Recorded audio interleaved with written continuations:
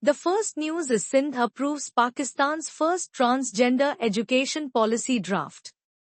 Pakistan's first transgender education policy draft has been approved in an important meeting led by Sindh's Education Minister, Syed Sardar Ali Shah.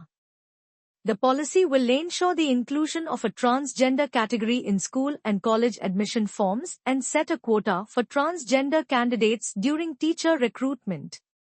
The meeting, which was attended by various officials, including Sindh Secretary of School Education Zahid Ali Abbasi and Chief Executive Advisor Fauzia Khan, was informed that according to the 2023 National Census, there are 20,331 transgender individuals in Pakistan, with 4,222 residing in Sindh.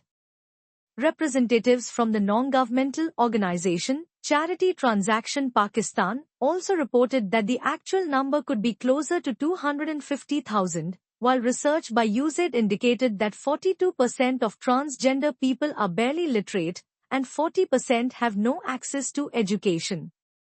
The policy draft was developed through consultations with transgender community representatives and aims to address their educational challenges. According to the meeting, the number of transgender people in Sindh stands at 22,065. Shah acknowledged the various obstacles facing transgender individuals, including social prejudice, abuse, and the lack of access to quality education. He stressed that the lack of employment opportunities and fear of harassment in educational institutions were additional barriers preventing many from pursuing an education. There is no specific curriculum available that addresses the needs of transgender individuals, Shah said. This policy will help create a supportive environment in schools and establish non-formal education training centers. He added, Shah highlighted that the policy would focus on the safety, identity, and educational needs of transgender students. Additionally, teachers would receive training to better understand the psychological needs and challenges faced by transgender children. The policy also includes the introduction of vocational training programs to equip transgender individuals with employable skills. It is important that we create an anti-harassment environment in educational institutions, Shah said.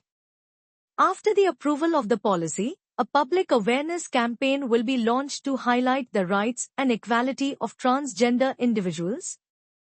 He added, the minister also proposed the creation of support groups for transgender students in schools to help them manage social pressures, with mentorship programs where successful transgender individuals could serve as role models to encourage others to pursue education. With the policy aimed at ensuring equal access to education and ending discrimination, he expressed hope that these initiatives would pave the way for better employment opportunities for transgender individuals. Shah also suggested discussing with the Banazir Income Support Program to provide educational resources to low-income transgender individuals. The policy will be further strengthened once it receives legal approval from the provincial cabinet, after which public campaigns across media platforms will be launched to highlight the importance of transgender education. The second news is Canada no longer accepts SDS study visa applications from Pakistan. Canada is reaffirming its promise to give all international students, including those from Pakistan, equal and fair access to applying for a study permit. The Student Direct Stream, SDS, was created in 2018 to speed up the application process for qualified college students, allowing for faster processing times. Along with India, China, and Nigeria, Pakistan was one of the countries participating in the SDS program. The plan was to make it easier for students from these areas to get visas, making it easier for them to attend college in Canada. However, as part of ongoing efforts to ensure all students are treated fairly and protect the integrity of programs, Canada has stated that the SDS and Nigeria Student Express (NSE) programs will end immediately.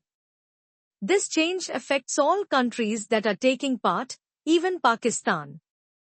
People from Pakistan and other countries who want to study can now apply through the regular study permit stream. Guaranteed Investment Certificates, GICs, can still be used as proof of financial support in this stream. This ensures that students have the money they need to study in Canada. Even though the SDS and NSC programs are no longer running, Canada is still committed to welcoming international students from all over the world and giving them the chance to have an excellent academic experience in a welcoming and diverse space. And the third news is Sindh bans private schools from charging extra fee. News reported that the Sindh government has restricted private schools from charging fees beyond admission and monthly tuition.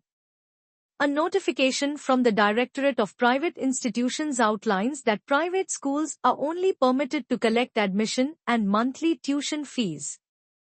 It also states that if schools in Sindh charge additional fees, parents can report them to the government, which will then take action against the violators. The high fees of private schools in Pakistan have become a significant burden for many parents. With the rising cost of living and incomes stagnant, families struggle to manage these high expenses, often sacrificing their own needs to afford their children's education.